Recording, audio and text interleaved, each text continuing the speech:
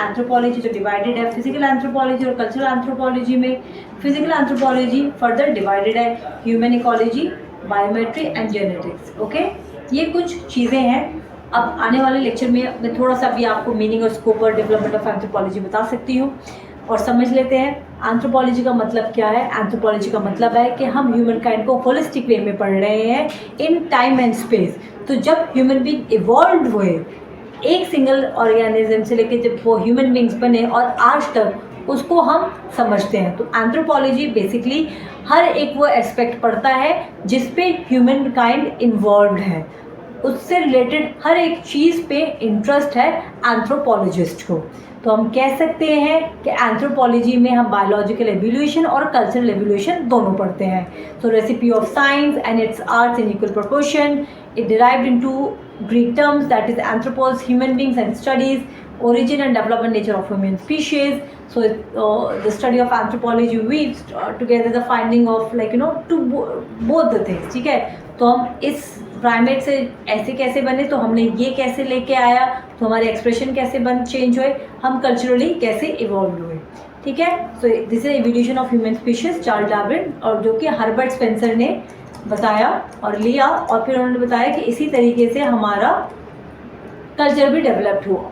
तो एरिस्टोटल ने कहा कि Aristotle is considered as father of anthropology. उन्होंने डिफाइन करा एंथ्रोपोलॉजी को, was defined as the systematic study of man at the physical और मॉरल बीइंग। मतलब हम एक सिस्टमैटिक पर्सन है, एंथ्रोपोलॉजी जो है सिस्टमैटिकली स्टडी करता है, और हम भी एक सिस्टमैटिक हैं क्योंकि हम चीज़ों को पढ़ते हैं, हम इंटेलेक्ट और इंटेलेक्ट बीइंग हैं, क्रिटिकल बीइंग हैं। तो बायोलॉजिकल थिंग्स हम देखते हैं, जो चीज़ें हम देख पा रहे हैं, एंड नॉन टेंजिबल थिंग्स जो हम नहीं देख पा रहे हैं। फॉर एग्जांपल मैरिज को हम देखते नहीं है लेकिन उसको एक्सपीरियंस तो करते हैं ना। रिलीजन को देखते नहीं है पर उसको भी एक्सपीरियंस करते हैं। इसी तरीके से इमनुअल कांट ने डिफाइन करा है एंथ्रोपोलॉजी को in his book called anthropology, where he defines anthropology as a study which describe and explain the animal origins, social as well as cultural development and progress of man. तो ये कुछ चीज़ें हैं जो हम आगे वाले लेक्चर में डिस्कस करेंगे। आज मैं आपको समझाना चाहती हूँ कि हर एक टॉपिक का कुछ जिस्ट होता है, उसको समझिए। So where rights meaning, scope and development of anthropology, ये आपको लिंक में मिल जाएगा। So meaning, scope and development of anthropology जब आप डिस्कस करते हैं तो ऑब्जेक्टिव्स आपके क्लियर होने चाहिए कि इस टॉपिक के बाद आपको क्या समझ में आना चाहिए। So epidemiological and definition of anthropology. Epidemiology का मतलब क्या होता है? एपिस्टेमोलॉजिकल अंडरस्टैंडिंग, मतलब कि आपको इसका डीप रूट पता है ना कि ये सब्जेक्ट इवॉल्व कैसे हुआ। देन बायोसोशल नेचर, तो अगर मैंने ये बताया आपको कि हम एंथ्रोपोलॉजी में बायोलॉजिकली कैसे इवॉल्व हुए और कल्चरली कैसे इवॉल्व हुए, अगर हम इसको पढ़ रहे हैं तो इसका नेचर क्या है ये भी समझने की बहुत ज़रूरत है। Then comparative, integrative, holistic nature, तो ये किस तरीके से होलिस्टिक है, ये किस तरीके से इंटेग्रेटिव है, और ये कंपैरेटिव क्या है। And major branches of anthropology, relationship of anthropology with other discipline. तो इस टॉपिक पे ये दोनों चीज़ हमें समझ में आनी चाहिए।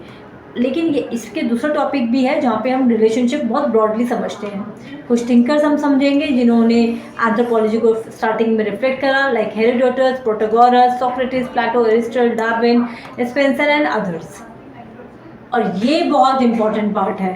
तो पहला क्वेश्चन आप देखोगे जो 2021 में आया 20 मार्क्स का, elaborate the scope of anthropology and elucidate its uniqueness, mention the major branches of linguistic anthropology, और फिर बहुत सारे ऐसे क्वेश्चंस हैं like differentiate between economics and economic anthropology 10 marks का आया, एपिडेमोलॉजिकल एंथ्रोपोलॉजी पे क्वेश्चन आया।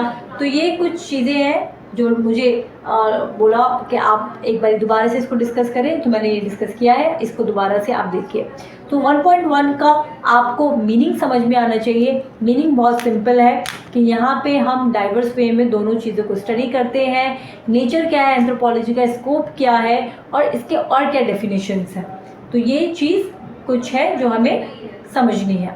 ठीक है, नेक्स्ट टॉपिक पे और नेक्स्ट लेक्चर में मैं इसको क्लियर करूँगी, और then I will show you that how many anthropologists have defined concept of or the subject of anthropology in a very specific manner। कौन से थिंकर्स हैं जो इसके नाम आपको पता होने चाहिए और उन्होंने क्या कहा है, ये भी बहुत इम्पॉर्टेंट है। ठीक है, ब्रांचेस क्या है एंथ्रोपोलॉजी की, and all everything we are going to have discussion very soon in the next lecture।